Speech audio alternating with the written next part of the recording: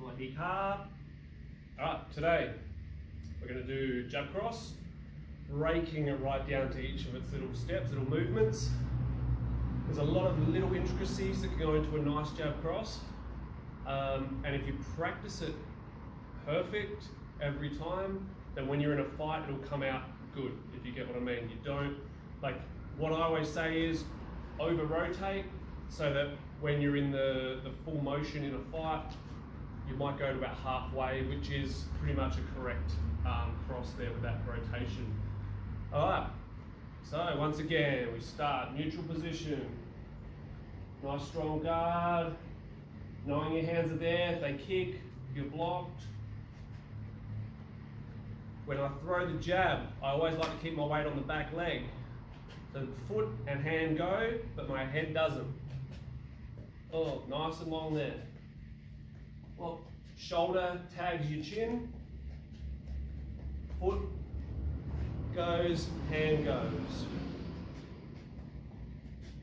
A good little habit to get into every time you throw a jab is to use your right hand back to your chin, which is where you're going to fire across from, elbow coming into your ribs.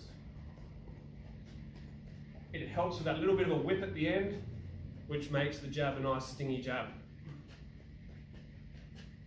Okay, so when you want to practice it, to break it down, this is the pace.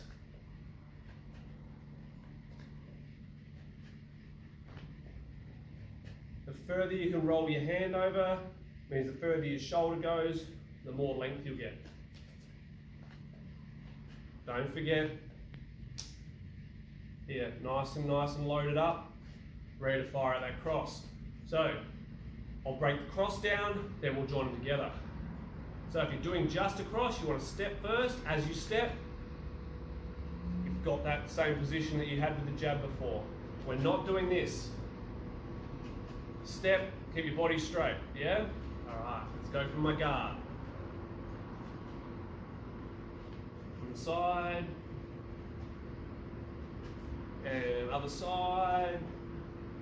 You can see my weight's not there, my weight is here, which is where I want to be pushing out of. If you're a southpaw, obviously the opposite side. So I step, I'm nice and loaded up here. As the hand comes out, then the foot goes. So an analogy my friend Chris Forster in Thailand uses is holding a cup of coffee, holding a cigarette, dropping a cigarette. Neither of them are good for you, so you want to quit them both at the same time. So I'm bringing out my cup of coffee, and I start pouring my coffee and squashing my cigarette at the same time. You can't be like this. It's weight on it. If you need to move forward, you've still got weight on it, you're going to bring it up forward though with you. Step, rotate. Step, rotate. See how I over-rotate? That's the thing I'm getting at. Over-rotate, so in full pace, you might get to there, you get what I mean. Step, on. Step, roll. Now, as we're throwing that cross, we're bringing our left hand back to there. Same reason, you get that last whip at the end. Your whole body going at once is where all the power comes from. I don't have heavy hands, but I have stinging hands because I'm sharp with them, which is sort of what you want to aim for. If you've got heavy hands already, imagine if they were sharp as well. Step. See, my hand is now here. My arm is nice and locked into my body. I've got my thumb down and full rotation. All right, let's go back now. Start from the start. We'll do the whole jab cross. Right hand into my ribs. The weight's off of my front, onto my back foot.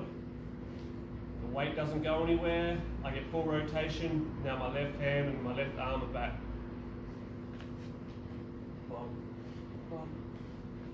So if you're watching it in the mirror and you're breaking it down, don't let your head swing. If your head's swinging, it means you're weight transferring. We don't want to weight transfer. Back. Back. Yeah, and always finish back at your stance, then you start again. Don't get into the habit of doing this. Always reset. Up, up, back, back. Now you're ready to go again. Up, up, up, up. Yeah, everyone got that? Okay, work that, work that, work that. Make that nice and strong. Nice and controlled, so your head's not moving from side to side or back and forward.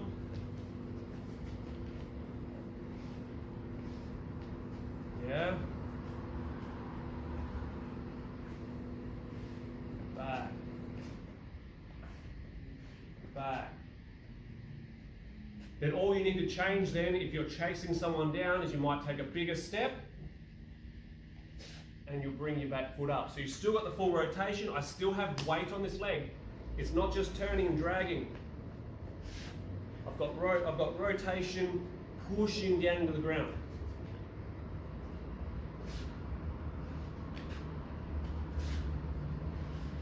Yeah? Remember, practice it slowly and gradually add the speed. If you don't do it as a one, that was still a 1-2, but it's slowed down. So you don't go 1-1. You start doing, you do that, then you never learn to be smooth with it. If you practice it all slowly,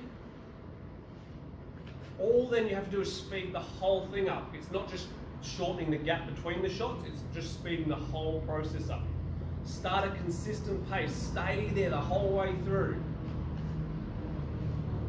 Then, if I want to speed it up, all I did was speed the whole thing up. There was no changing of the timing. Hope everyone understands that. Inbox me if you don't. You can always comment, let me know what you think, share, subscribe, all that sort of stuff. Got motivated today to do another one of these videos, so I hope you've enjoyed it. Okay, and Hop and Cup.